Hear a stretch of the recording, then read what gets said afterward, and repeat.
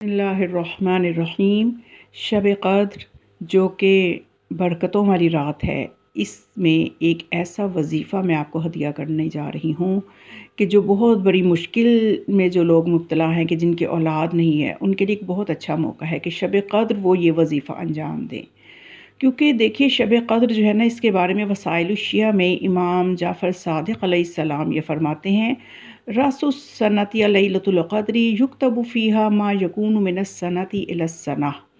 امام فرماتے ہیں کہ سال کا آغاز شب قدر سے ہوتا ہے۔ اس رات میں اگلے سال تک انجام پانے والے تمام امور لکھے جاتے ہیں۔ اور یہ امام علیہ السلام اس کو کیوں فرما رہے ہیں کہ سال کا آغاز اس شب سے ہوتا ہے؟ بے شک ہمیں یہ معلوم ہے کہ سال کا آغاز، ہجری سال کا آغاز محرم سے ہوتا ہے یا عیسوی سال کا آغاز جنوری سے ہوتا ہے، لیکن یہاں امام علیہ السلام جو بیان فرما رہے ہیں کہ سال کا آغاز شب قدر سے ہوتا ہے، یہ اس حوالے سے غالباً بیان فرما رہے ہیں کہ انسان کی تقدیر جو لکھی جاتی ہے وہ اس شب قدر میں لکھی جاتی ہے۔ اگلی شب قدر آنے تک جو بھی انسان کے ساتھ مقدر ہوتا ہے، جو بھی اس کی تقدیر میں لکھا جانا ہے، پورے سال کا مقدر شب قدر میں لکھا جاتا ہے۔ تو اس حوالے سے یہ سال کا آغاز ہوتا ہے اس شب میں۔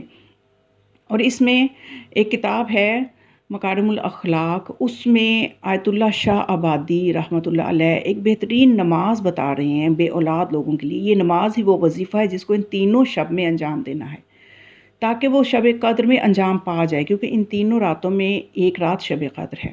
تو اس لیے 19ویں، 21ویں اور 23ویں کی شب یہ نماز ضرور پڑھیں، تو خداوند متعال ضرور مقدر میں لکھ دے گا اس بندے کی کہ جو اولاد سے محروم ہے، اولاد لکھ دی جائے گی۔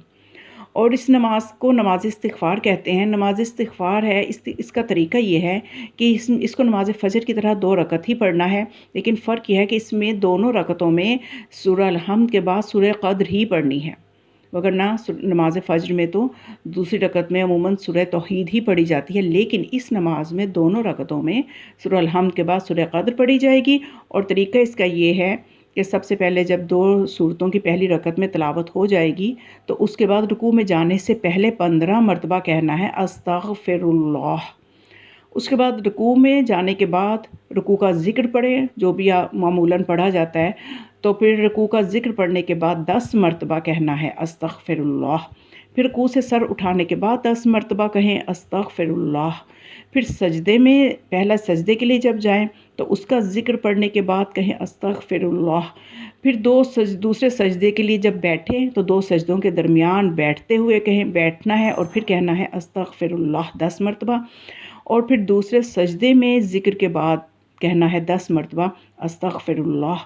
اور دوسرے سجدہ ادا کرنے کے بعد جب بیٹھے تو پھر 10 مرتبہ کہیں استغفر اللہ۔ اور پھر دوسری رکعت بھی بالکل اسی ترتیب سے انجام دینی ہے۔ تو اگر یہ آپ گنیں گے تو یہ بنے گا 75 ٹائم، 75 مرتبہ یہ کلمہ بنے گا استغفر اللہ۔ اور یہ بہت مشکل نہیں ہے، اور یہی کلمہ کہنا ہے استغفر اللہ۔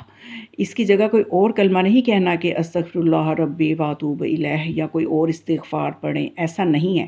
یہی لفظ بس کہنا ہے استغفر اللہ۔ اور اس میں اللہ کا جب اسم ادا کریں تو اللہ وقف جب کریں گے، ظاہر ہے استغفر اللہ تو ہا کو واضح کریں کہ ہا کی ادائیگی ہونی چاہیے۔ عموماً لوگ استغفر اللہ اس طرح پڑھ رہے ہوتے ہیں استغفر اللہ، تو اس میں نہ تو غائن واضح ہے، نہ حروف کے مخارج درست ادا ہو رہے ہیں۔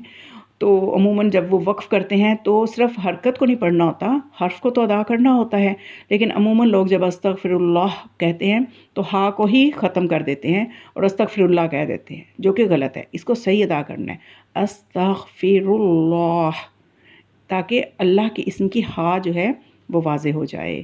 تو یہ نماز ضرور پڑھیں، آگے بھی ضرور اس کو سب تک پہنچائیں تاکہ زیادہ سے زیادہ مومنین مستفید ہو سکیں اور اولاد جیسی نعمت سے بہرہ مند ہو سکے۔ دعاؤں میں مجھے بھی یاد رکھیے گا۔ والسلام علیکم ورحمۃ اللہ وبرکاتہ۔